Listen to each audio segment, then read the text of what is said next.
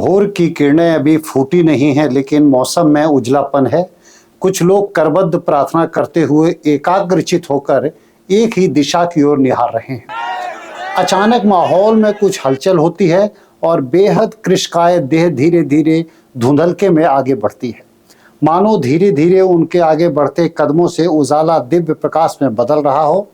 धीमे कदमों के बावजूद चेहरे पर वही तेज, वही दृढ़ता और चेहरे पर हल्की सी मुस्कुराहट। छिन्न स्वास्थ्य में भी वैसी ही घोर साधना, वैसी ही दृढ़ता। माहौल में गुरुदेव की जयकार गूंज उठती है। वहां पर मौजूद श्रद्धालुओं के चेहरे पर दूर से ही सही, लेकिन दर्शन लाभ लेने की संतुष्टि स्पष्ट दिखाई देती है। यह दृश्य में छत्तीसगढ़ के डूंगरगढ़ का है, जहां आचार्य श्री विराजमान है। जय जिनेन्द्र, मैं हूं पंकज जैन और आप देखना शुरू कर चुके हैं विद्यासागर जी महाराज के स्वास्थ्य से जुड़ा हमारा खास कार्यक्रम क्यों चिंतित है समाज।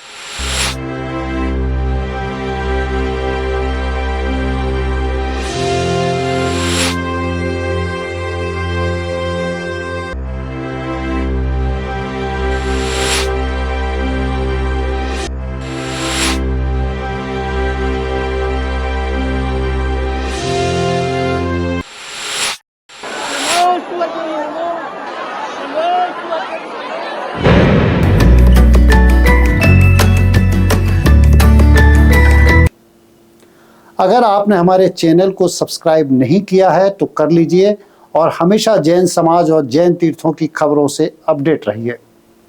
आगे बढ़ते हैं। आचार्य श्री के शीघ्र स्वास्थ्य लाभ हेतु देश भर के श्रद्धालु पूजा पाठ, प्रार्थनाएं और मंत्रोच्चार कर रहे हैं और वीतरागी संत छिन्न स्वास्थ्य में इन सब से दूर निर्लिप्त होकर उसी दृढ़ता से धर्मचर्या और साधना कर रहे हैं। देश भर से आचार्य श्री विद्यासागर जी महाराज के शिष्य डोंगरगढ़ की ओर बढ़ रहे हैं, तो यह मान लीजिए कि आचार्य श्री का स्वास्थ्य ठीक नहीं है। मुनि श्री प्रमाण सागर जी महाराज सहित कई संत छत्तीसगढ़ की ओर विहार कर रहे हैं।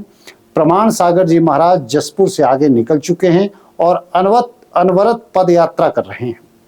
पद यात्रा कर रहे गुरुओं का जैन समाज भव्य अभिनंदन कर रहा है।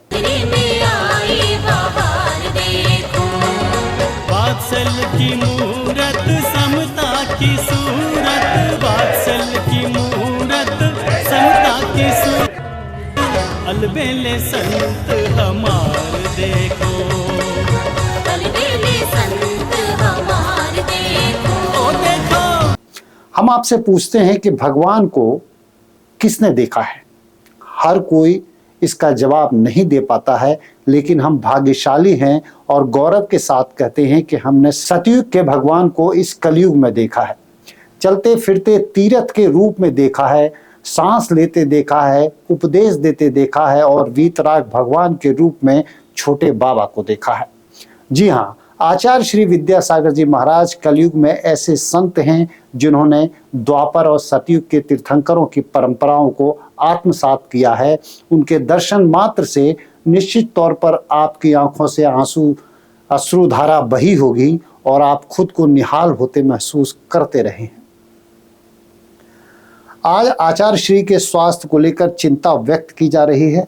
पूरे देश में उनके स्वास्थ्य को लेकर प्रार्थनाएं हो रही हैं। सबकी एक ही मंशा है कि आचार्य भगवंत की सेहत ठीक रहे और उनका आशीर्वाद सदैव भक्तों पर बरसता रहे। छत्तीसगढ़ के डोंगरगढ़ की ओर मुनियों और संतों के विहार ने चिंता की लकीरें और गहरी कर दी हैं। उनके शिष्यों में एक होड़ सी मची है और निरंतर पदयात्रा कर रहे हैं। उनकी चाहत सिर्फ इतनी सी है कि किसी हाल में गुरुदेव के दर्शन हो जाएं। बड़ी संख्या में श्रावक उनके दर्शन मात्र से ही निहाल हो रहे हैं। आचार्य श्री के स्वास्थ्य ठीक नहीं है, लेकिन उनके हौसले से हमारी आस्था और ज़्यादा गहरी हो चली है। उनके स्वास्थ्य स्थिर है, लेकिन चिंताएं समग्र समाज की हैं। उसकी वजह भी साफ है कि ऐसे संत हैं जिनका जीवन एक संपूर्ण दर्शन है और जिनके आचरण में जीवों के लिए करुणा पलती है, जिनके विचारों में प्राणी मात्र का कल्याण आकार लेता है, जिनकी देशना में जगत अपने सद्विकास का मार्ग प्रशस्त करता है। आप निरीह निष्पृह वीतरागी हैं, फिर भी आपके विचार भारतीयता के प्रति अगाध निष्ठा राष्ट्रभक्ति और कर्तव्य परायणता से ओतप्रोत हैं। आपका चिंतन प्राचीन भारतीय हित चिंतकों, दार्शनिक और संतों का अनुकरण करते हुए भी मौलिक है। आचार्य महाराज तो ज्ञान वारिधि हैं और उनके विचारों को संकलित करना छोटी सी अंजुलि में सागर को भरने का असंभव प्रयास करना है।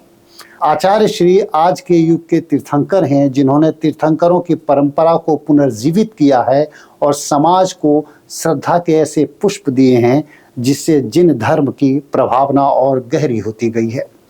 न सिर्फ जैन बल्कि जैनेतर समाज भी आचार्य श्री के प्रति अगाध श्रद्धा रखता है। सनातन परंपराओं के अनुगामी भी उनकी तपस्या के आगे नतमस्तक हैं। इतनी प्रसिद्धियों के बाद भी आचार्य श्री की सादगी हम सब के लिए एक मिसाल है और प्रेरणादायक है। ऐसे में आप ही बताएं, आचार्य श्री की सेहत का फिक्र समाज क्यों नहीं करे। तो आइए हम सब मिलकर आचार्य श्री के स्वास्थ्य के लिए प्रार्थनाएं करें, मंत्रोच्चार करें और अपने अपने प्रभु जो समाज के उद्धारक हैं उनके स्वास्थ्य की कामना करें। आज के इस एपिसोड में बस इतना ही। चलते चलते देखते हैं अंतर्मणा वाणी।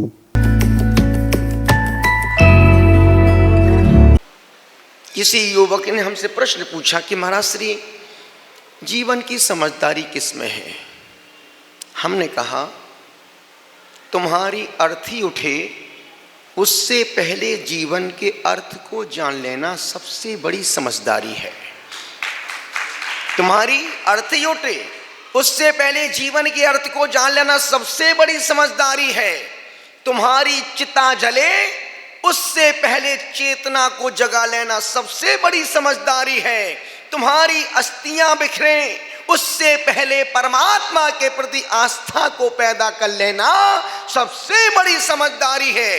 अर्थी तो उठेगी, चिता तो जलेगी और अस्थियां तो, ये सब कुछ मैं ही बोलूं क्या?